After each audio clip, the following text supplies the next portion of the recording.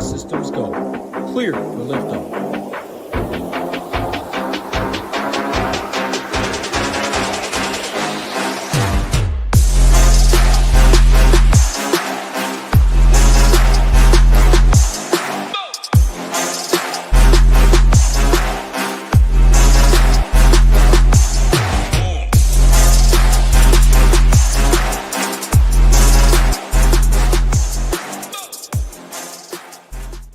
What's up, everyone? Tyler Tamboline here, aka ToeTagginTambo, back for another edition of the Takedown Breakdown here on the SHIPIT Nation YouTube station. Got my guy Nades here with me as always. Going to break down all things from the Week 12 main slate, the Millie Maker winners. Look at some of the prize pools. Awesemo was up there, a name that you guys know. Our guy Jay Bannock was up there. Going to look at his lineup and go through something there that I saw. Got a bunch of good lineups in to review this week. Nades even sent his in, so welcome in. We appreciate you guys being here. Smash the like on the way in. Make sure you're subscribed here. Once we get to 9,000 subscribers, we will be giving away a 6-month all access with Shiptimizer package. So the $549 package will be somebody's to have if we get to, or once we get to 9,000 subscribers. Nades, what's going on, man? How was your week? Yeah, pretty good week. Couple tough runouts, right? But putting yourself in a spot to make it happen is all you can ask for, right, in this industry. But looking forward to, obviously, it's been a great week 12, right? Some of our members have crushed. It's been one of my best weeks so far, but we got an amazing week ahead of us, right? American Thanksgiving's here, all the stuff that comes with that, right? And then you got a short turnaround with college football and then NFL again on Sunday. Like, just it's DFS paradise, right? For us content creators, it's a grind week for us for sure, obviously, but that's what we love and do for the community that surrounds us. So looking forward to that. But we got a nice game as well tonight on tap too. So if you didn't have the best week 12, it's not over yet, right? So got a fun one tonight. And a huge night in the showdown streets last night for the members. The community just went off. We had 3 members up there in the winner's circle getting the job done for $13,627. So just a couple quick things we'll go through here. First of all, our X account at SHIPIT Nation. If you guys go and check that out, let me pull this up here. You can see the nation celebration. Go, give some love, show some love to these people, congratulate them. 70,000 plus. Jay Bannock is on a heater this week. He always said it goes in waves. We'll look at his lineup later. He had a 30K day yesterday with just that lineup. Bigger day than that, but that was one of his biggest wins I saw. 25,000 in the golf streets. Tons of big ROI. People always talk about how much money do you need to put in, or it's only if I only had these bankrolls. $40 to $3,165, a couple $100 to $6 and almost $8K. 3 of the winners last night for $13,627, not on massive max amount of entries. So just a ton of that and more. Go show some love over on our X account at SHIPIT Nation. Of course, everything going on over at SHIPIT Nation. If you guys want to get in, always the best time, right around this time, Thanksgiving each year. You can get in $85 a month, but there's even better promos than that right now. So I'm going to show those off quickly. First off, if you want to just try a month out, you can use code NBA50 and it gets you 50% off your first month. So just to give you a little insight on that quick, we'll go here, put it back up. If you're looking at all access for $69, $34.50, you'll get all the sports, projections, ownership, tools, rankings, core reports, player pool, slate plans, and more. Then if you want to add Shiptimizer to check out our optimizer designed to help you ship, a lot of cool settings. You don't even need to be a member. If you want to go see what I'm talking about, you can just go to tutorials and see what it's all about on the site, shipitnation.com. But $49.50 to check out the monthly for that. So best time to get in is now. The other thing is, if you're here just for football, we did add a rest of season through Super Bowl package. So instead of paying over $150 for the next 3 months, you could pay $99 today, get everything for NFL, NFL Showdown, and then college football if you have it in your state. $30 more for $129 instead of paying almost $200 for the rest of the year. Gets you Shiptimizer added in for Classic and Showdown as well. So Nades, anything on the promotions and stuff before we get to the perfect lineup? I know we got a lot going on right now at SHIPIT Nation. Anything else you want to add there? Yeah, no, just another thing too, right, is people say, well, I don't need an optimizer, right? I can hand build. I play 3 teams. I'm just going to say in today's day and age, right, almost 2025, DFS has been going on for many years, right? Very sharp players out there. It's not just because my projections are better than this person's projections, but an optimizer just helps you understand where the field is kind of going, what the puzzle kind of looks like with the math behind it, right? And gives you different outs that you can then hand pick, right, what team you want, or grab 5 plays from the 9, right, that the optimizer's picking out, and put your little twist onto it. Virtual hand building, right, is kind of a term you phrased, and I've used it, right. I don't MME max outside of like a 20 max. So, and I use an optimizer for every single sport that I'm jumping into, because it just gives you a better picture of the slate and gets you a better picture of, okay, I got my 5 main core pieces that I want. How can I fit the rest of the slate around that kind of stuff? And Shiptimizer helps you do that for no additional cost, and you don't got to wait for Black Friday to treat yourself and get in and get the rest of the football season. I mean, it's literally, you got the entire playoffs and the Super Bowl, plus the rest of the up until week 18, right? So yeah, ton of short slates coming up too that we can attack. I know a lot of people like Showdown because it's one game. It feels a little bit easier to handle. We've got you covered for that, but we've also got you covered for all the short slates. You know, Hoop, myself, Title will be on here on Wednesday this week, a day early, where we're recording the 3-game slate show for Thanksgiving. But I just looked at the schedule too. Just a note for people that don't know, Monday, December 16th is a 2-game slate. There's the Chicago Bears at Minnesota. I'm looking at my calendar here just so you know what I'm looking at. Atlanta at Las Vegas. That's going to be the Monday, December 16th 2-game slate. Then Saturday, December 21st is a 2-game slate, staggered. Houston at KC and then Pittsburgh at Baltimore. And then, of course, we got the Christmas Day staggered slate where you got KC at Pittsburgh and then Baltimore at Houston. So get used to the Ravens. Another thing we're breaking down because the Ravens are tonight as well. So there's 3 slates there that are the showdown or short slates with the Ravens. Also tonight, the Ravens playing the Chargers. They are on 3 of the next 11 showdown slates, I believe. So get used to these teams with some of the flex games and all that stuff coming up and more. But I think you nailed it. Treat yourself. I love that angle. And yeah, Optimizer, can't say enough about it. Shiptimizer is the way to go. It does a ton of stuff for you already that you can check out for free in those tutorials. But I will say it's essentially the number one thing. I think one of the biggest leaks that DFS players have is not having an optimizer because they think it's just for 150 lineups. It makes your life a lot easier, timely fashion, etc. for 150, but it can really help you see things. We always use the puzzle analogy when you can't see the full puzzle to the results on Sunday. Still the same using an optimizer up front, but it gives you a better idea of what you might like in a lineup or what you're missing or why you landed here. So definitely think that's good. Want to give a shout out to our guy Sean Sullivan, big 50K win last week, and then paid it forward. Gave away 2 $85 a month memberships locked in for people. So thank you to Sean for that. Vinny, Coach Sav, our guy Rob, Andrew, they're always here supporting and talking about some of this stuff. Justin Jefferson, it was all Addison for sure. That was certainly the case there. It was very similar, by the way, and nobody mentioned it yet, but we put Tua on the cover. It was Jonnu Smith until it was Waddle, and it was never Tyreek, of course. So a lot of those lineups, which we'll get to in a second. And then the last one I saw was that I wanted to bring up was sometimes Mahomes. Just pissed me right off again. Again, I didn't get to it. I told you if there was ever a week with the Kareem Hunt leverage, I guess I should have thought about this better. This show's about learning and reflecting back. I was never getting to Mahomes. I'm not getting into that. Guess what? 2 touchdowns to Noah Gray. Congrats if you had that. Others did, I think. That's awesome for them.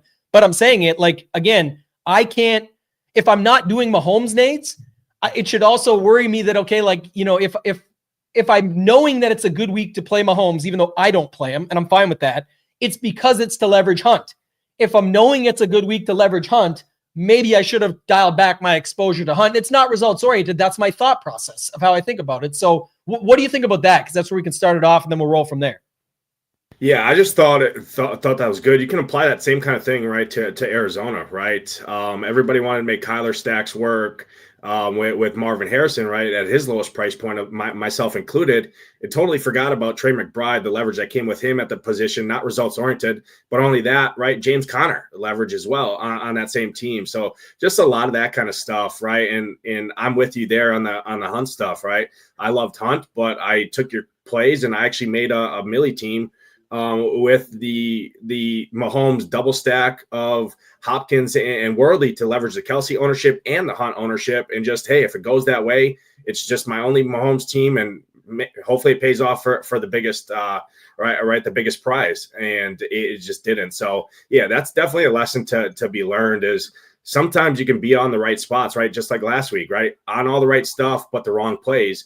But just using that into your process more of, okay, if those plays aren't going to pay off and I'm a little bit lower on those, or if I'm going in on them, how can I also leverage my portfolio a different way but still play good plays in those games. There's a reason I'm targeting those game environments, right? How can I restructure that to account for a different angle if that game does go that way, right? Yeah, great call on that. Let's look at this perfect lineup. I'll let you take it over. I would say it wasn't as, I guess it kind of was. It wasn't as bad of a, in the right place, the wrong guys, because, certain stuff just wasn't happening either way. And it's not like Hunt and then you get to Gray. Like, how do you make that sort of correlation? If you got there, by all means, congrats to you. It's a great spot. There was some coach speak out there. I think it's a Coach Speak Index on X, and he's got a good account. I use it for he or she. I don't actually know, but I just use it for some of the tidbits sometimes or looking through it. And there was talk about the coaches and Nagy mentioning Gray. But again, to get to that and put it into your lineup, I just don't think a lot of people got there. We know they didn't because of the percentage. But let's look at this perfect lineup, Nades. I'll let you break it down. What do you see here? 48.8 is the note. So there's $1,200 left. Just pump the defense up. It doesn't, people see that and like, well, I would have never got to that. You didn't need to. Put in the $3,400 D and leave a couple hundred, and you would have got like 10, maybe 8 less points. And it took $233 to win the $20 milli when we get there later. I think it was $233. Go ahead, Nades. Yeah, so the first thing I look at is looking at the slate yesterday, right? There was definitely more value than the week before. So it allowed you to spend up at quarterback. And it's not just because Jaden Daniels was grossing highest scoring, right? Bo Nix did pretty good. He was more spend up. But not only that, right? Everybody was trying to spend down at quarterback because that's been the nature of the slate, right? For the last 10 weeks. You had to save money at quarterback because you didn't have value plays, right? There's a reason why the booties of the world at 3-3 were 30% owned, right? Because people are just trying to make value work. Whereas yesterday it was different. You had Bucky Irving with the coach speak in a game where the Giants had just quit on the season, right? Got Danny Dimes out of there. Didn't start. They started DeVito in there, right? You just know they're punting the season for draft pick. Why? How are the Bucs not going to come in and just try and run the football down their throat and just absolutely smash this team, right? He's 5'3". Josh Jacobs, right? He's a little bit cheaper than kind of those spend up, those mid 7K, 8K running backs, right? Jalen Waddle. Why can't it be Waddle, right? This offense has been exploding since Tua's been back. They've scored over 24 points 4 weeks in a row with Tua back in there. Waddle's at his lowest price point of the season, right? It's just kind of living in that mid-tier and that allows you to spend up at a quarterback position, right? So just taking that and looking at that yesterday, you didn't need to kind of dumpster dive for a lot of those wide receiver plays, right? I did it myself with the New England stuff. So just allowing yourself to spend up at the quarterback position was the first time you really could have all season long. And that's what you see a lot of the Jaden Daniels teams because people lived in the mid-tier. Right. And the mid-tier still exists, right? Everybody thinks you got to go up or you got to go all the way down. And, if I just get these 3 studs in my lineup that are 8K plus, and if they go off for 30, I'm minted, right? But then they realize they get 1.4 from their punt guys, and it just doesn't work. So that's the first thing I noticed. But this lineup actually isn't the craziest play in the world, right? You guys talked about it on the Sunday show with the Chicago receivers, right? Could have slotted in Keenan Allen in here, who also had a big day, right? Keenan, DJ Moore, the Jordan Addison stuff, right? So obviously people were going to that game environment, grabbing the 2 number ones there, or two wide receivers, right, in the same game. I like that. The Josh Jacobs stuff, leveraging the Jordan Love stacks and that game environment. Also on the other side of Christian McCaffrey, who people were trying to spend up and make work on the other side of that game. The Cortland Sutton play. DraftKings just doesn't price this dude over 6K, and he scores 30 fantasy points every week because Bo Nix is actually good at football, and he's getting this dude the ball, and he's living in that mid-tier. So overall, I think a lot of good plays on this lineup. Is somebody probably getting totally to this? No, but you didn't need to your point, right? You spend up $1,000 to the Dolphins D or a little bit more to the Texans D or the Seahawks, something like that, right? And you leave much less money on the table or the Packers D to correlate with Josh Jacobs, right? Yep. And you have a much more quote unquote lineup that makes sense, right? For all the people out there that say, no way you could get to this. But overall, a lot of these plays did show up in a lot of these winning lineups. So it wasn't as crazy off the wall as what we've seen in weeks past for sure. Yeah, and you could have done all kinds of stuff. You could have had Schooner, loses you 14 points, but then you put in Terry McLaurin instead of Sutton, right? And then you have a little bit more money to bump the D. You'll still be over 233, and then you have a Jaden Daniels to Terry McLaurin stack. You've got the run back with Schoonmaker. You still got the mini stack with Addison Moore. You've got the Achane leverage, even though Achane had a really good day. I'm just saying he obviously didn't need him in this lineup. So just a quick example. You bring McBride down to Schoonmaker. You put Sutton up to Terry McLaurin, and maybe it fits Green Bay D and still leaves money. That still scores very well. And now you've got yourself a much more correlated lineup that makes more sense. It's just, were you getting to a DJ Moore or Keenan Allen with Addison's secondary stack? Maybe not, but that's why you want to look in these places at some times. And I guess if we go just back to the content over at SHIPIT Nation, the Stone, let's go down for a second, this spot here. So wasn't the greatest projection for Addison. We obviously liked Jefferson any given week that he's not going to have any much ownership at all. On the other side, though, Moore was popping up a little bit. And even the projection, very similar on Keenan Allen here. It just was hard to trust him coming back, and very similar ownership. But again, you look at the pink on this game, sneaky game. Caleb Williams, pretty good day for him. DJ Moore, Keenan Allen, run it back with Addison. Again, not saying you'd get there, but just another example of something that you could get to and why the Stone is an important tool each week. Pass defense, very bad. D on here. That's something you want to be looking at. Well, Caleb Williams, DJ Moore, Keenan Allen coming back fresh. No limitations, no restrictions. 5,100, 5,500, and 4,900. Not a bad price. And if you can't get to Jefferson, if you don't like what you've seen, that does remind me of one thing, Nades. Like, again, I know people say, okay, but I wouldn't have got to Addison. That's just an example, though, when you are on that stack. You just see it on the Stone now, why you might want to be on that stack. Sneaky game, and the best matchup in the sneaky game. This is something I look at with the Stone. Well, the pace, we know that can always pick up. I'm not running, so I'm not in on Swift or Roschon Johnson. If you want it to be, I wouldn't fault you for it. The rush defense over here, okay, maybe what you could have probably got away with yesterday playing Aaron Jones. Play Aaron Jones for the best rush D, but the best matchup out of everything you see here was the passing matchup in a sneaky game. If you landed on this passing game and wanted a run back, there's at least a chance that you would have landed on Addison. Not saying you would, but remember we saw this review in the show previous, Nades, where it was like a week, one of the Arizona receivers went off, and maybe a previous time even you and I looked at this on a different show, but it was everyone, how did anybody get there? Well, they didn't. The only way they got there, they did, but the only way they didn't mean to get there, the only way they got there is they chose the passing stack from the other side, and going back to using an optimizer, Shiptimizer, they got something forced on the other side. And guess who got forced in? The guy that fit? It ended up being that. That's how people got to Caleb Williams with Addison runbacks. Go ahead.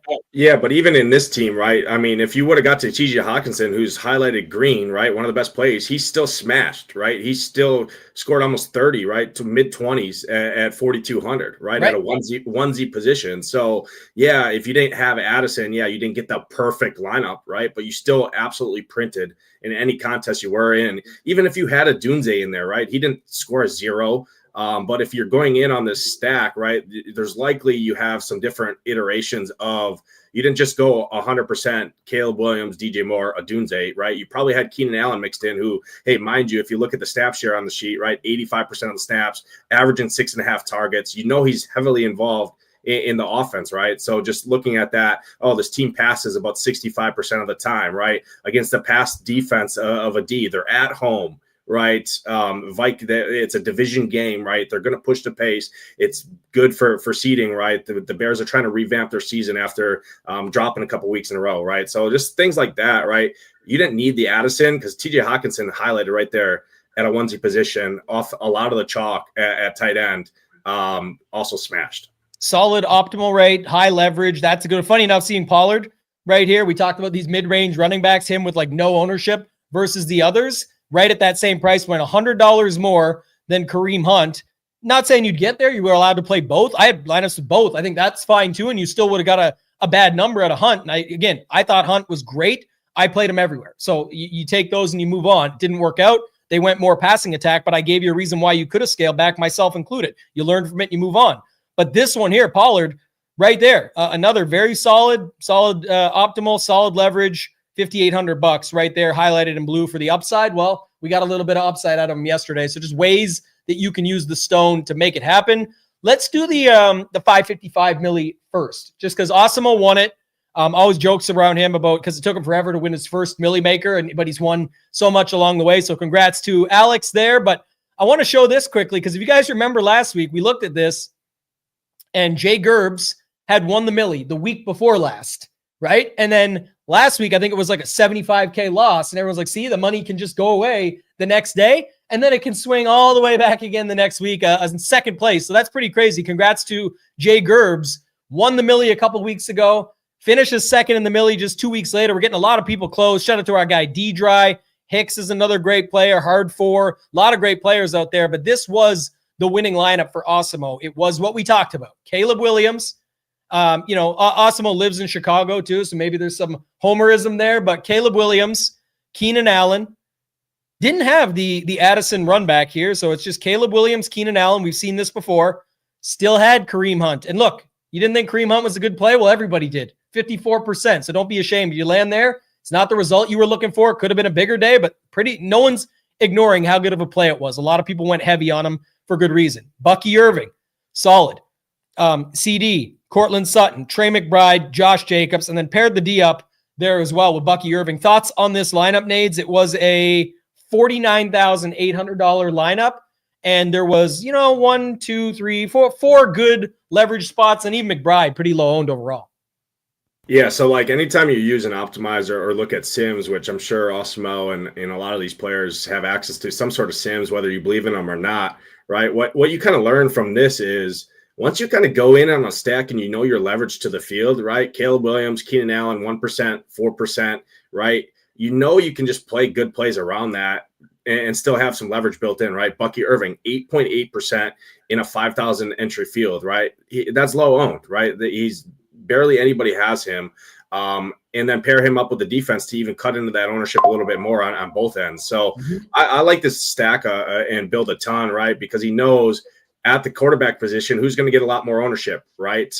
Anthony Richardson, Tua, Bo Nix, right? All those guys that are slightly more expensive than him. He saved a little bit of money so he could spend up and get a possession guy, and a guy like CeeDee Lamb that, hey, didn't get there, but you brought that up on the show, right? CeeDee Lamb had what, like literally 7 for like 40 yards or something in the first quarter or in the first half. He can just get all the PPR guys, right? With Cooper Rush, we just saw it on the prime time, right?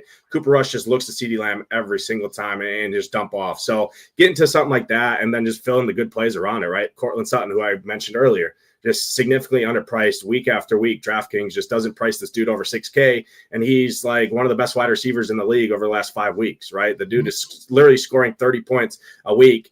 Yeah, the field is starting to adjust a little bit, but 24%, I mean, if you look at his game logs, I mean, you could argue this dude should be 40, 50% owned, right, at that price point in these kind of matchups, right? He's playing the Raiders. The Raiders literally have no defense. They don't stop anybody. And he's the wide receiver 1 in an offense that's proven success against good teams, right? So I just like that play a ton. The Trey McBride leverages the James Conner. It leverages the Kyler Murray stacks, the Geno stacks on that side, right? The Brock Bowers, the Travis Kelce's a little bit more expensive than him. So overall, I just love this build a ton. Pairing Bucky up with the defense because you definitely believe, right? I believed myself. I kind of shooting myself in the foot, not getting to more Bucky, not results oriented, but I knew the Giants kind of quit on the season, right? There's no reason that they shipped Danny Dimes out mid-season, right, and started Tommy DeVito. They're not going to try and win games, right? They're trying to play for the future and try and salvage as much as they can from that terrible contract that they gave Danny Dimes. They're not going to go out there and try and win games, especially against a team like the Bucs who have a good defense, are proven, and they can just literally come in and just run the ball down your throat. And Bucky could have literally nuked the slate for 50 yesterday. I mean, Sean Tucker vultured him. There were so many things. So I just like that play a ton, pairing it up with the defense. Overall, amazing build and a lot of good plays leveraged amongst the field, even at these little bit higher ownerships. Yeah, and this is what Vinny's saying earlier. Giants are tanking for a pick. Certainly something you could look at. The Robinson injury did hurt for sure. Philly Phantom says it not a great way to start the day, but you didn't, that's the way it goes. You could have, played Terry McLaurin. You could have played others in that spot. A couple things Andrew says a mistake I always make is forcing a run back. I get it. And, the key is to like what Vinny says here. You don't need it. Sites have actually proved this. Sample size is always small on what people are looking at because the NFL season is so short and only so many games and personnel changes and all that. But it's really just a way to make it so there's less things that you have to look after, right? We just talked about it. Maybe you don't get to Addison. Maybe it's Hawkinson. Maybe you don't get to Hawkinson. Maybe you play Jefferson, and then, yeah, that sucks. Or it's Aaron Jones, and it's only so-so. But Aaron Jones still, I think Aaron Jones scored a touchdown and had, a few points there. So either way, my point would be, yeah, you don't need to force it, but we know why people are doing Jones that. Scored 24 points, 23.9. So, I mean, So Hawkinson 3 or has 4 options on this team would have been solid outside of Jefferson. What Jefferson was hard to get to anyway because of the price. Same reason people didn't have a lot of McCaffrey yesterday. Like, people just didn't go up, and even Amon-Ra was kept in check at least somewhat. Not overall, but I'm just saying, like, it's what could have been versus if it was a different slate. So got to play with what the slate is at hands. Yeah, I couldn't remember exactly what it was. So shout out to that. And then my guy Aaron, always circling back, starting to really catch up in here and get along with him, because Aaron says we know what the min pasty is, had more, but no Allen. And I think that just brings up a good point in what we already just talked about, but to hit it one more time, don't look for the diamond in the rough, right? Don't let the D stand for diamond. Let the D be the pass grade that you're looking at on the stone and going up against. This was no ownership. What you just showed with Osimo, he played a 3% quarterback and like a 2% guy, but it was one of the better matchups on the slate at some of the best prices on the slate. And even if you landed on DJ Moore because you felt better and paid more, you still got something, right? You still got a good day out of him. So I think that's kind of the component we're always talking about and looking at is once you go to 3% and 1.7%, put another couple pieces. Use Bucky to cut into Tampa Bay, like you talked about. You can get away with Hunt and Cortland Sutton and some of these other spots, and it's not even high ownership for the overall of the tournament. You know what I mean? Like CD Lamb even.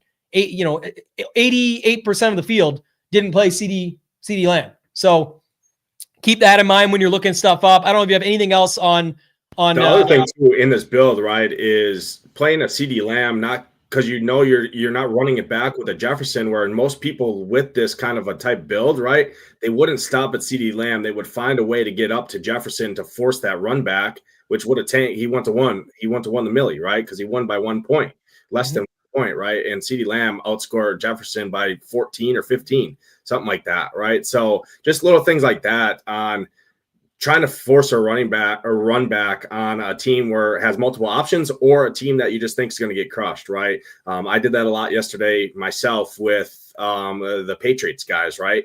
Not results oriented, but just trying to force that. I build that way to get less things to go my way, per Tambo's point, but just kind of looking into that a little bit more, I think, is another learning point that you can take away, right, and just evolve with what the field and kind of what we're seeing in these results.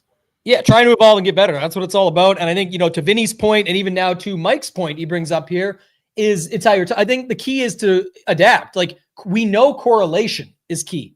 You want to get correlation because you don't want to pick 9 random events and need them all to go perfect for you to ship and win. Obviously, in something like a large field, when we get to the $20 in a second, you can correlate less because you almost need more to happen. And that's interesting too, because when I get to a bigger, higher dollar, smaller field later with our guy Jay Bannock, I'm going to show off something really cool that I think he did that showcases the type of field that he's in and lineup selection, how key that is, right? Being able to pick the right lineups for the right places.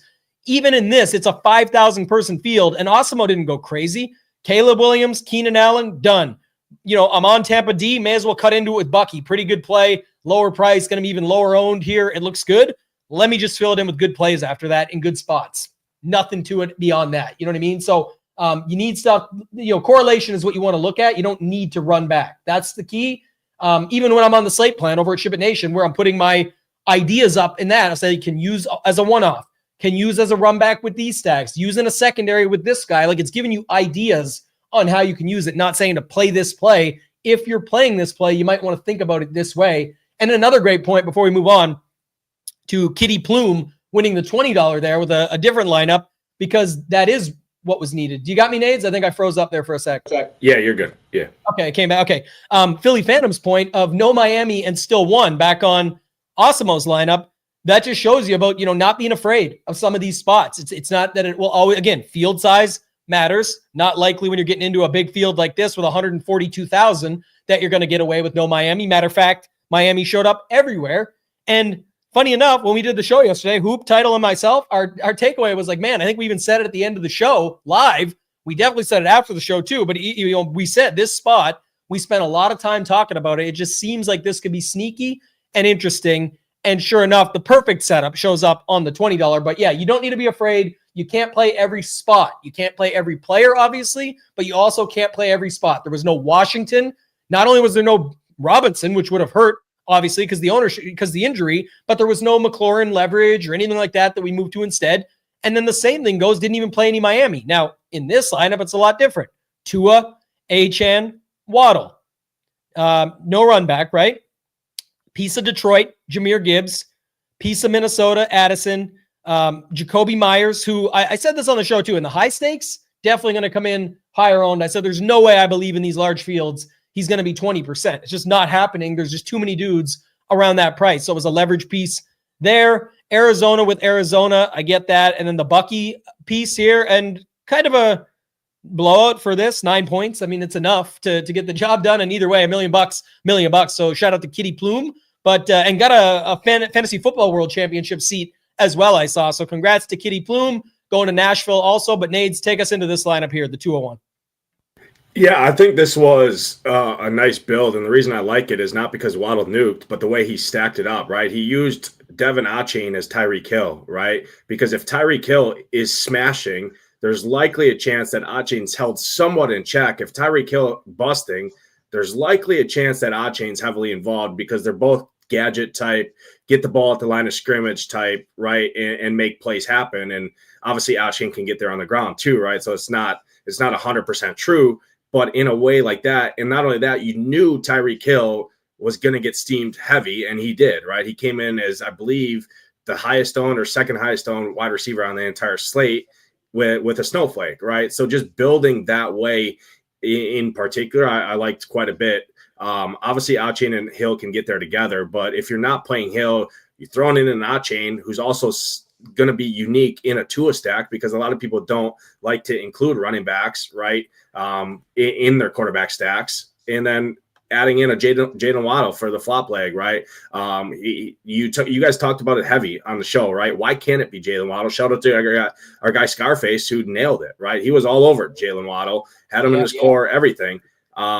It's a good game environment to get him involved. You don't need to force a run back, like I said, with New England, right? Jalen Polk rotates in there, Booty, right? Kendrick Bourne, Hunter Henry, not to mention a lot of those guys are also getting ownership, right? So you're chasing ownership and you're chasing plays on a team that could realistically on the road just get destroyed, right? And that's what happened. So I like that quite a bit. And then the Jacoby Myers play, you nailed on it. The reason his ownership's always going to be held in check is because he's attached to Gardner Minshew on a team that doesn't win a lot of games, on a team that is also number one is Brock Bowers, right? So he just can't get mega chalk, mega steamed like a guy like Cortland Sutton can on a similar type team, right? Because he's attached to Gardner Minshew and also number two option behind Brock Bowers on the team. So if people are going there, they're going to Brock Bowers number one, and then at a similar price point in the same game, they're much more likely to go to a guy like Cortland Sutton, who obviously had good results too. But that's the reason why Jacoby Myers just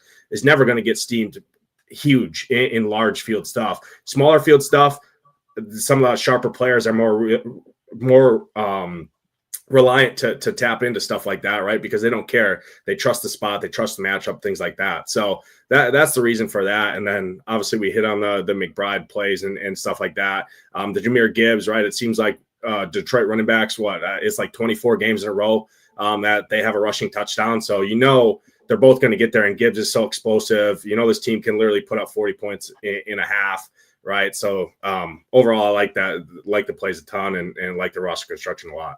Yeah, that's what I was going to say. Like the Gibbs thing was the same as the Montgomery thing. I always just said wherever you land, you can just play them. And that's why when we talk about using the optimizer, even without playing 150 lineups, if you see a lineup like this and you're like, okay, Addison is off the chain here. Like that seems crazy, but I really like the rest of it.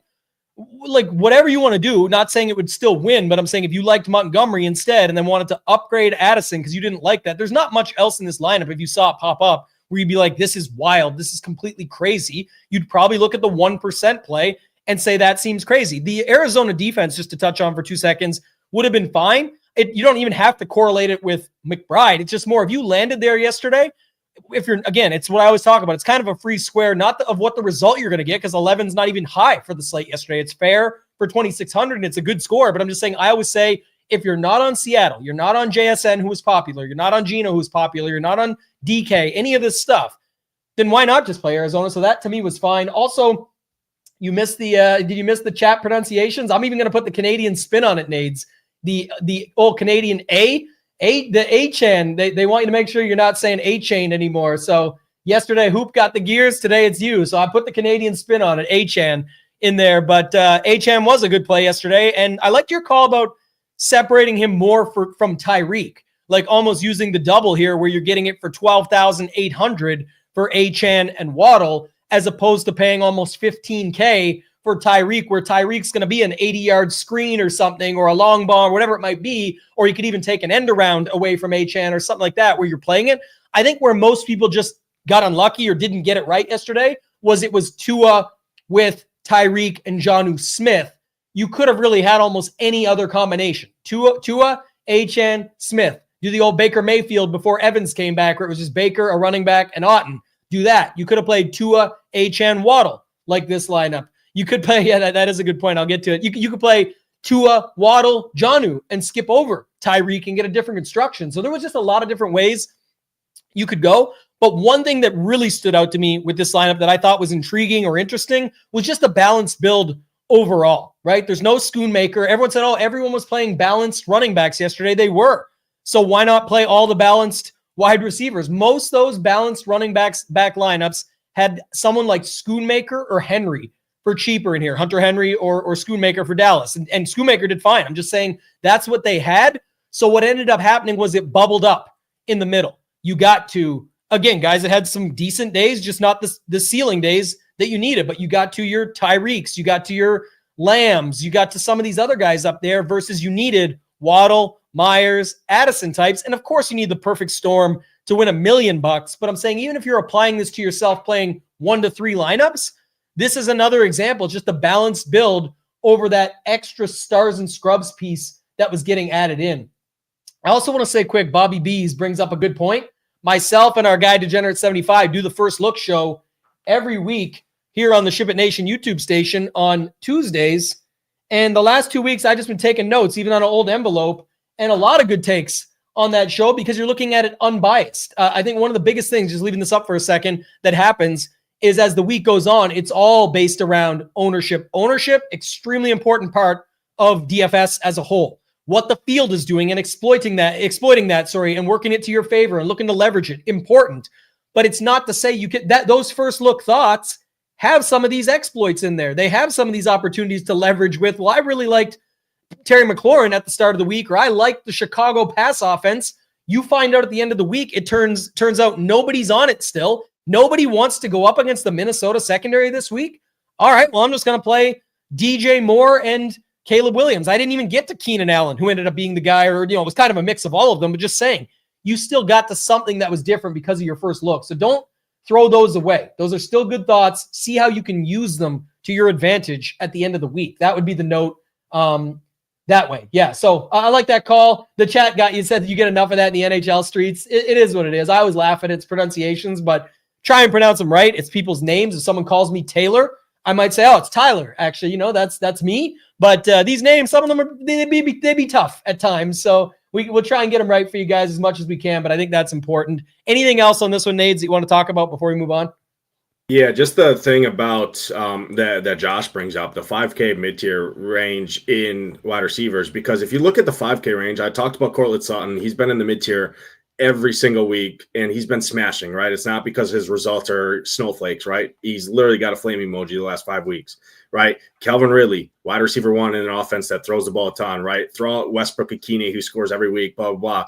Calvin Ridley in the mid-tier. DJ Moore, who's been an absolute beast in years past in an offense that throws the ball a lot, right? In the mid-tier, right? You got guys like DeAndre Hopkins, right? Jalen Waddle, Pittman, guys that can just literally value their way there. And then you got a guy like Jameson Williams who, results aside, right, didn't get there, but he's 6K and can literally flip the slate on his head in one play, right? So just kind of looking at that and just realizing, right, you talked about it, right, with Petty talking about the NBA, right? People forget about the mid-tier so often, and it's not to say, right, oh, the mid-tier is trash.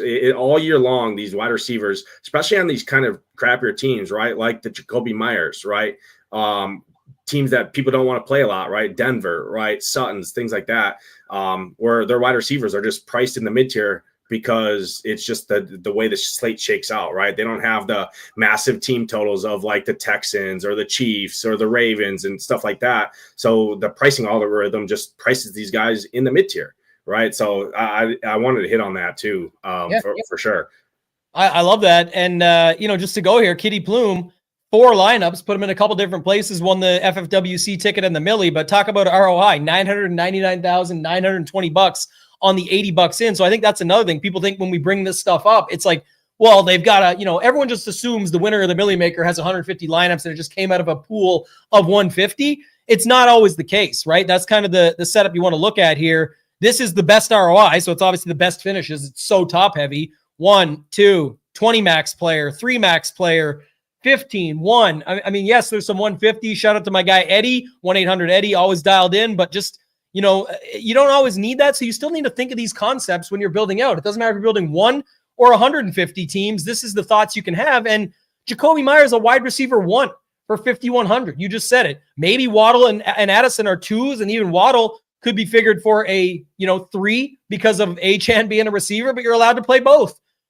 Maybe Addison could be figured for a 3. Probably shouldn't with what he's been doing lately, but because Hawkinson's back and Hawkinson does get a bunch of gear. All right, well, here's the thing. Were you playing Hawkinson? Probably not. Most people weren't. Were you playing Justin Jefferson? Probably not. Most people weren't. So are you allowed to play Addison? Yes. And does he make your build a little bit more comfortable? Some of that stuff that was talked about is you sort of cripple my team, Josh also said, is a feeling you're having. So if that's the case, start looking at the 2v2s that are doing it. When you can go Schoonmaker and CMC yesterday instead of Bucky Irving or McBride, that's a decision. And I don't know the exact math. I'm just giving a little bit of an example that if you go down to whatever he was, 2,500, right? So 3,100, you go up 3,100, gets you to 84. Was CMC 83 yesterday or 85? 85. 5. Look, he had $400 though. So there's a prime example.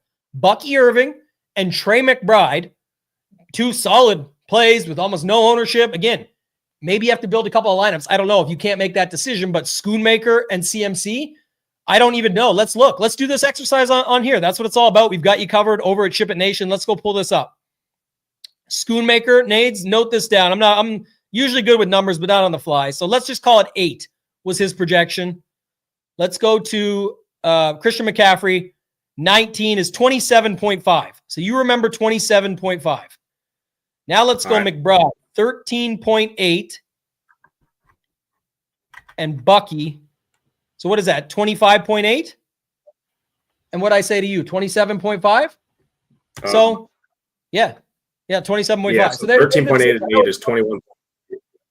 It was a difference of 2 points, basically. 2.5 points is the difference between those two. And it would have projected better to play, where am I at here on my screen here? To play what we talked about, right? To play the CMC and the Schoonmaker would have projected better by 2 points, but you would have had a bunch more ownership here. And I don't know what CMC actually came in at on this slate. I can check that too here. If I go to filter by position, running back, jump it up. He was 12%. Almost. 12%, so a little bit more. But if you go to tight end, Schoonmaker was like 25% or something at least. 17%. So you would have added ownership to your build. But either way, hopefully that helps people. If it doesn't, great. I just thought I'd go over that quick. It's like that is the types of decisions you're looking at. And maybe that wasn't the exact one, but just to show you where you can see some of these swaps and you have to decide if that punt makes sense. Another one too, right? He could have dropped Gibbs down to Montgomery and Addison up to Sutton to get the correlation between Myers and Sutton, right? He had $400 and he gets $600 from Gibbs. It's what, $700 to upgrade Addison to Sutton and have correlation there, right? And he still would have won the Millie, right? So yeah, how much was Sutton yesterday? Was he 58? 58, I believe. Trying to look here just so I get it accurate. The Raiders, he was 58. Yeah, you got it. So again, that's just another thing you can look at. Lots of different things you can do, but we'll leave it there. I wanted to show it because I think that's important to decide. I was going to say with the Schoonmaker one as a prime example. I mean, with no Purdy, and not knowing how that offense would go. And with Schoonmaker, who can be a 0 or he can be the 14 late in the game, or like a 3 or a 4. Like he definitely has much more of a floor versus McBride and Bucky in two really good spots, mid-range price points that have these type of numbers, 27 and 28 in their bag. You're going to think at least sort of that type of floor of 10-ish feels fair. And then the upside that you can get, you got to balance some of that stuff too. So hopefully that helps you guys. You can look at some of these swaps and whatnot. Real quick, I wanted to show Jay Bannock here just to show this lineup. So this is in the Thunderdome. It's a 5K 30 entry, but I just wanted to show off a concept real quick that people can apply. Obviously, going back to the previous lineup with the Addisons of the world at 1% and the perfect nut 3 wide receivers all in the 5K range that you just hit perfectly takes a field of 142,000 lineups. So you got to find that to make it happen. Not even close to 233 points here. And Jay Bannock second for 30K for 153. Congrats again. But just look at this lineup, Nades. You notice anything about this lineup? It avoids all of Miami. It actually avoids the entire morning slate, I believe, unless Green Bay. No, Green Bay was afternoon too. Yeah, so no morning plays at all. It does. Does it have Denver in it? Maybe it has. What is it? Just Denver and Las Vegas? No, that was afternoon as well. Yeah, I was pretty sure. All afternoon, yeah. So Kyler Murray, James Conner, Marvin Harrison, Trey McBride, Kenneth Walker on the run back. 5 different guys. He late swapped into it? No. Maybe he changed the afternoon guys he used, but he had the lineup set up for all afternoon guys. Secondary stack, Jacobs, Green Bay defense. Another secondary stack, Jacoby Myers, Vile. All these plays were good. They're all double-digit owned in this field, and it's a 30-man field, so to speak, I guess. But my point would more so be, talk about just needing 3 things to happen. I need this, and it didn't fully go his way. He didn't even come close to first on the points-wise, but he passed everybody else who had all those busts in the morning. But when you're in a smaller field and you correlate more like this, you can set it up for this where you're saying, I just need one thing to happen. I need a bunch of plays in the morning to bust. I can control my own destiny. That's why I said he could have changed what this lineup originally looked like with the afternoon guys. Maybe he had 2 versions of it, one for more upside, one for less. We'll never know unless I talk to Jay Bannock. But in general, setting yourself up in a field like this specifically, the smaller the field, the more you can get away with this. Just needing Green Bay and Josh Jacobs, these were all plays that people talked about. He just found a way to put them together. It used almost the full 50K, and it did well for him in the field. Again, lineup selection is key. It makes sense in a field like this. And again, maybe he didn't trust some of those morning guys and said, I don't think they'll all bust, but I think maybe I'll be able to get away with some of them not going off. And I've got a surefire out in the afternoon. Thoughts on this one, Nades, before we get to the lineup reviews? Yeah, no, I love it. And we talk about this all the time too, obviously for everybody out there building. If you build your team, right, you're not looking at the start times when you're going into building and in your process, but you build and you look at your lineup, you're like, oh, I like this. It's all the guys I want. And you realize, okay, they're all afternoon guys, they're all morning guys. Just throw those in the morning early only or afternoon only contest as well on top of the main slate. And this is a great example of that. So I like this a ton. And Andrew hit on in the chat, right? Cardinals scored 6 offensive points.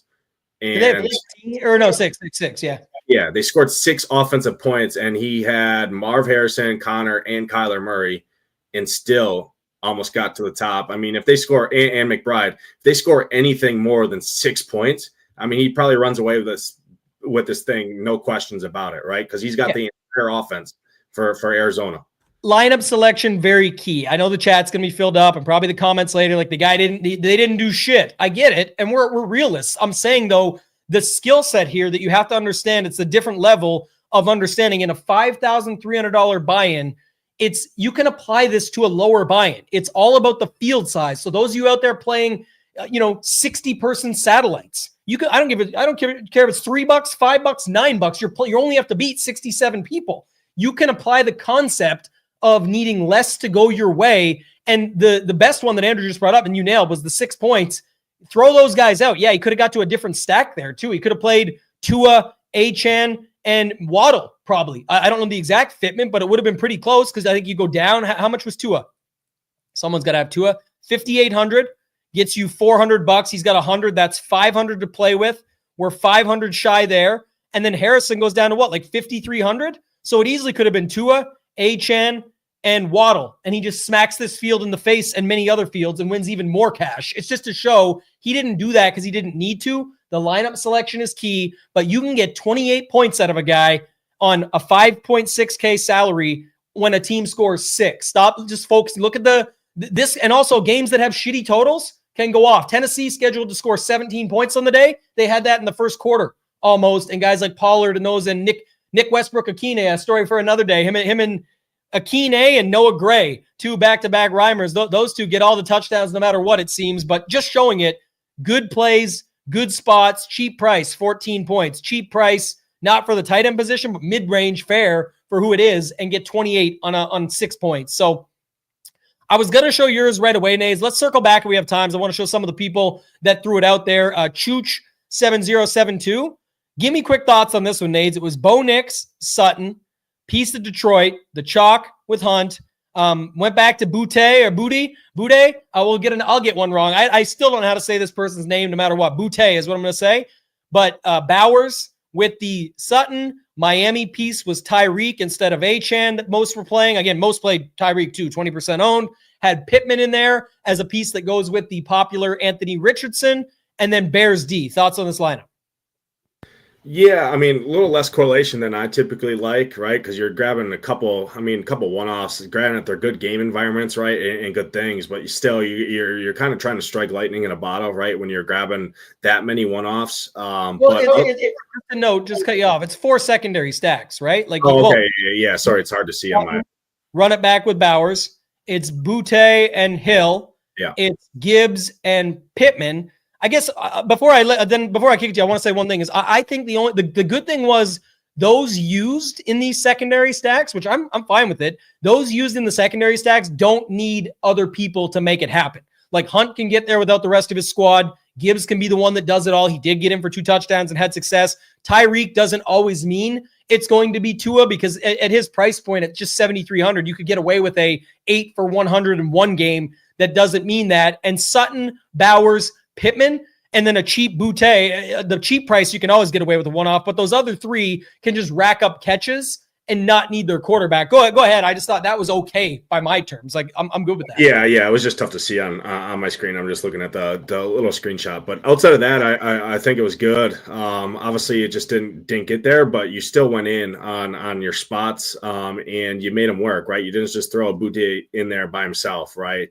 Results aside, he's attached to the correlation there with Tyreek Hill, right? If Tyreek Hill's getting the game going, it's likely that Miami or New England's got to pass the ball a ton, and Boutte's been the guy, right? I mean, he hasn't actually been the guy, but he's been the guy everybody's wanted to play, right, the last couple of weeks. But overall, outside of that, I mean, not much more to add. The Bears defense, I don't mind that if you ain't got any of the Minnesota pieces, right? And they were cheap, right? They were, I think they were projected to be the chalkiest defense on the slate, right? One of them. But outside of that, I mean, just looking at maybe a little bit of more of the chalk stuff. Right. I don't, obviously it's a pretty big field, right? 8,467th, right? So you're pretty chalk focused, also plugging in the chalk defense, but outside of that, I mean, nothing more really to add there. Yeah. Three little leverage spots down here, all 5% ish, 8% on Bowers. Fine. But yeah, that was the other thing, like 15 in a large field is still pretty like that's a lot of Knicks lineups you're going up against, but overall, I think it's fine. I don't see a lot of leaks in this lineup. I think it just didn't work out. That's the one that I see with that one. Philly Phantom, who's in the chat, this was another one brought up. So it was Tua, Tyreek, Smith, fill it out with Hunt, get a piece of Detroit. It had double Detroit with double tight end, Packers D, Myers one off. And again, this isn't a higher stakes field, 28th, at least something, because look at the difference on Myers ownership, right? 25%. More, I would say, driven by just sort of correlation and saying, let me get the Miami stuff. Let me get the Detroit guys, get a defense against a backup. I'm good there. I don't see really a ton of leverage. Like, I mean, Montgomery, sure, Laporta, the Detroit stuff. But beyond that, I mean, even John, who picked up, see, that's 12% at tight end. I mean, you're still getting a lot in there. So I would say that was the only sort of my takeaway there. Any thoughts from you on this one? And it was also Amon-Ra with Laporta as well. So it was basically like 2 teams go off, the good plays hit, and hopefully it gets me there. Thoughts on this one, Nades? Yeah, so he's in the chat saying he wanted He wanted a lot of Miami and Detroit, which I'm fine with. But the thing that I take away is yesterday, looking at the slate, you knew everybody stacking Tua. The most common way they were doing it was with Tyreek and Jonnu. That's the only thing I would say is just going into the slate, you knew that was the most popular thing. So if you're also going in on the Kareem Hunt chalk, right, maybe throwing in an 8-chan to get a little different off of the Tyreek, like I brought up earlier, right, because you know you're playing the popular Jonnu in that stack, or throwing in a Waddle instead of Tyreek, not results-oriented, but you know everybody that's double stacking Tua, 90% of those plus were with Tyreek and Jonnu, right? That was the most common double stack. It was highlighted on our stone that way, everything, right? So that's the only thing I would add when you already know you're playing the chalk Kareem Hunt, right? With that. So, I mean, outside of that, I think it's good. Yeah, this is a bit more of a roster construction thing where sometimes these plays come through but still aren't needed because what studs did it really get you? And that is something you need to take away from the slate in advance. Like if you didn't think any of those guys were good, if you didn't like Amon-Ra, if you didn't like Justin Jefferson, you didn't really like CeeDee Lamb or Tyreek or any of that, that's another thing when we were talking about looking at these 2v2s earlier. Think of that. If you didn't think CMC was going to have a big day, then your answer to our $20 question earlier would have been easy. You'll always give up a 2-point projection for lower ownership and for the setup, like not a chalk tight end, not a $2,500 punt just to make CMC work. Where is he going to get you 35 plus? I mean, you got to have some conviction there for that to otherwise just say, I'll just keep my lineup looking better. Get me a floor of what I feel like 8 to 10 is very likely, but I'm not playing for floor. I want to see, do they have a ceiling? Clearly, Bucky Irving and Trey McBride have ceilings, especially in those spots. So, I mean, that to me was just another takeaway from saying that to looking here. The good news, that's why it's nice when people are in here, and I like to review if they're actually going to be here. He talked about lineup selection, right? In 150 field, this is definitely a good way to play. Like I said, you only got to beat 149 people. Miami smashes, Detroit smashes. 2 pretty good spots on the slate. If you go look yesterday, sneaky game with 27-point team total. Again, they don't mean everything.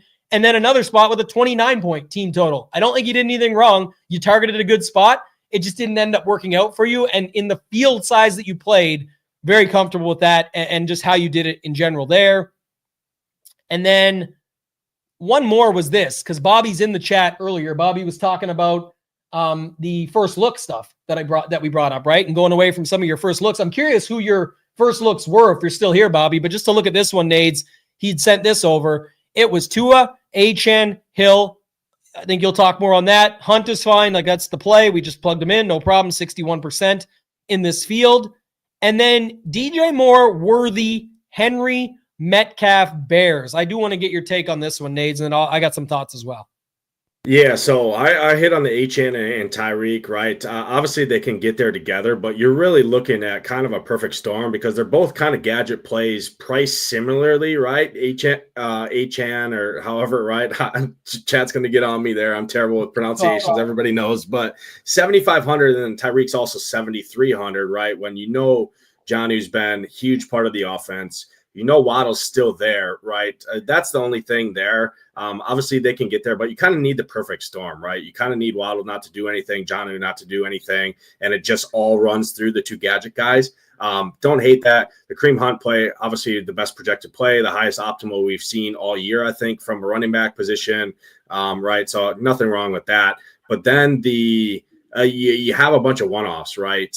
With Xavier Worthy, who – if Xavier Worthy is really going to do it, I mean, it's probably a high likelihood that Mahomes has a massive day because Worthy is a very low target guy, big ADOT, right? Home run type play. So that's obviously pumping up Mahomes and stuff like that for the most part. Or it's attached to a guy in Carolina who's pushing the pace, I would think, right? Just a little bit more there.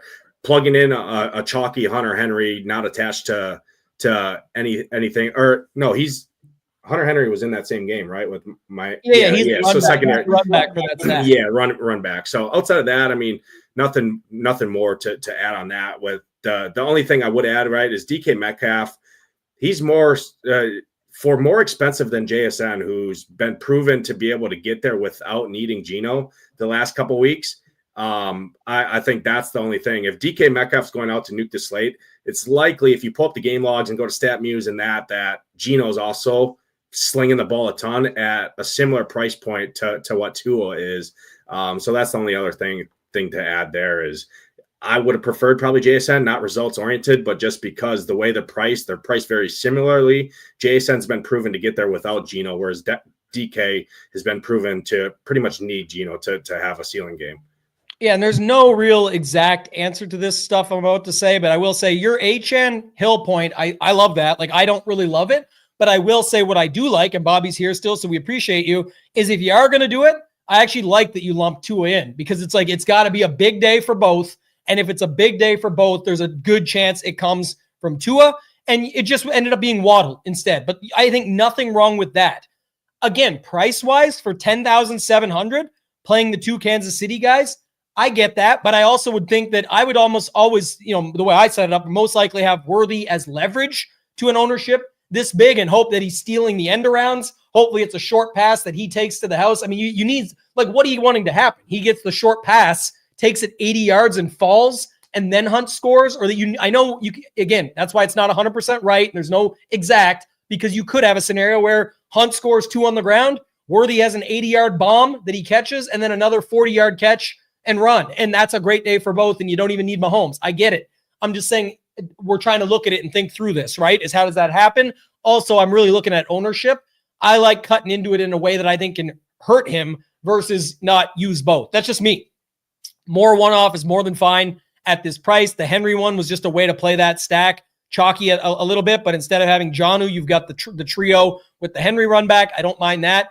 Bears D, fine. The Metcalf one was the other one I was going to say. I don't like it personally. That's me. It's how I build. I always associate him a lot more with, Jamar Chase, or someone who's when Jamar Chase breaks the slate for 3 touchdowns, Burrow crushed. When Metcalf has the big day, it's going to be 2 to 3 touchdowns with 100 yards or something like that. That's going to be a huge day for Geno. I would have been fine even leaving the money here and playing JSN. Not even just about the result. It's in my slate plan. I talk about it every week. JSN can just catch 8 balls for 110 and nothing and still crush. If it's going to be a DK day, I'm trying to pair it up with what that looks like. And to me, it's going to be with Geno. Again, Tua already had a big day at a similar Geno price. So the way you set it up is actually fine. There's not going to be an exact on this. It's just my sort of talking through it. And you could have swapped it or left the money, or you could have bumped up the Bears D from a chalkier piece to, since I'm already going to a chalk JSN, not that DK wasn't pretty popular anyway, but if you go to a chalkier JSN, maybe you go down a little bit on the D to Packers or something along those lines, where you just go down because the $300 you have to go up to 2,800. So little things like that. But I think the lineup overall was fine. It makes sense for the tournament you're in. It had leverage, little chalkier after that, but you use the chalk in a different way. So I'm good with it, Bobby. I think you're on the right track here. Couple little tidbits of notes that we could put out there, but that's all I got for this one, Nades. Anything else you got to add here? Yeah, no, Bobby, the only thing about the set Hunt, I mean, Hunt was 50+% owned for a reason, right? I mean, everybody thought he was super safe. There was no Pacheco there, right? They're huge favorites against a shitty team. Right. So don't beat yourself up on that. It was literally the stone best matchup. And Tambo literally said it on the show, right? I'm sure you obviously are a member of our community over here and you watch their shows. He said it's one of the highest optimals, if not the highest optimal we've seen on the stone for a running back. And he's 5,700, right? So don't beat yourself up on that. Sometimes good plays just don't get there. That's the nature of the game, right? This is certainly true too. Like you said, I was fine with it. I had a ton of Hunt. Like I was probably too overweight, and that's why I mentioned it off the top of the show. If I really thought it could be, I said I never play Mahomes, but this would be a week to play him because he's the cheapest he's been with all those guys combined. 50, he's so cheap, right, for everything. Also, the Carolina matchup, and the big one, what you should care most about is that Hunt was going to be so popular. That would be how you leverage it. But you don't always just have to go to that next level. If you say, okay, it's not going to be Hunt, that means it's going to be Mahomes. Well, the tricky still exists. The Mahomes reason for #NeverMahomes is because Noah Gray, 2 touchdowns. Other guys, you just never know who it's going to be and too many options. But it could have made you say, maybe this is a week to just put 40% Hunt. And if the field's 50 or 60, I got enough of them that I'm comfortable, but it leaves my portfolio open to more opportunities. You don't have to go to the Mahomes stuff because of it. You can go to a little less or keeping the Hunt play in check some and still be overweight the sort of optimal percentage we saw over on the stone. So I thought that was good. And then the last thing, we'll always stick around. There's good stuff to talk about. I have never late swapped and have zero experience there. That was another thing.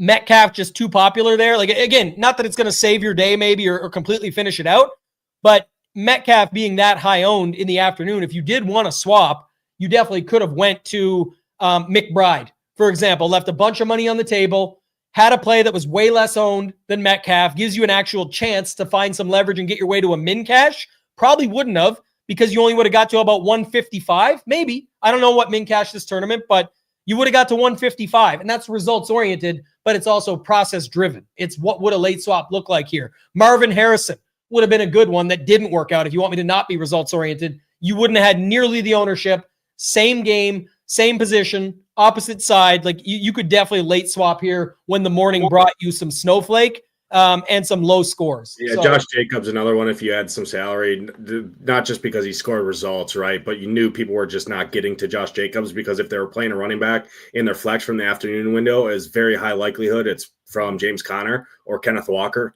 on the other side, right? So just another one there. Throw out his 30 points that he scored, right? Just from a result standpoint, you knew you already had a 20-30% on Tyreek Hill snowflake, right? That you're going up against. Yeah, 100%, man. I couldn't say it better myself. And I think that's the key. The other one that was just brought up, couple quick, was, yeah, that's the problem with but if you thought I did this wrong. This is my review process before hopping on this show today to talk to you guys about this is I was still never getting to Mahomes. I'm not going to say that and then play him. I said, this is the thing though. If I really truly felt that, I probably should have adjusted my portfolio some for not so much Hunt. I could have played 40% Hunt or 35, still had a good number versus the field. And I think I build my lineups differently where they're going to have some unique approach to them that my lineups feel like they're in pretty good shape, where I would have been fine with that, but I did not do it. And I'll learn from it and move on. It's not the result-oriented part though, that Hunt didn't have a great day. It's I thought Mahomes could have been good, still didn't want to play him, so I could have got there. And then lastly, Ortiz mentions Michael.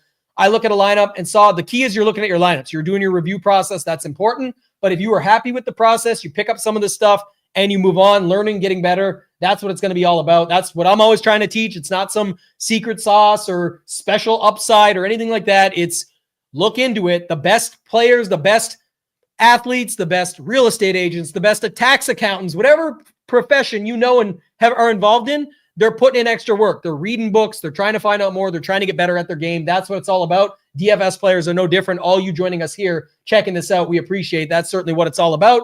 Last thing, Nades, just go over it, mention it again. Go to the site, SHIPIT Nation. If you click join the nation, you can go to the single sport packages and see $99 for the rest of the season, all the way through February, and getting Super Bowl Showdown, all those short slates, all the showdown slates, everything we cover. If you're not sure what we cover too, just some education here, you can click on NFL. Go to shipitnation.com and just click the NFL button. It shows you everything that we offer. The Shiptimizer package is there too, but just to show projections, the stone, it talks about what it is. You can see it. So even if you're not a member, you can get a gist for what you would be getting when you sign up. We highly recommend you check it out. And even if you don't want to do the rest of the season package, use the code NBA50. There's no special to wait for Black Friday. We're ahead of the game. It's Money Monday. You can go check it out right now, NBA50, and save some money. It's 50% off your first month. You're going to get $34.50 to check out all the content for 30 days. Or if you want Shiptimizer, that's why we started. It's optional. You don't have to pay it. You can pay the difference, though, and pay $49.50 instead of $99 and get yourself set up there. So lots of good things going on at SHIPIT Nation, guys. That's going to do it for this one. For Nades, for myself, ToeTagginTambo, let's ship it!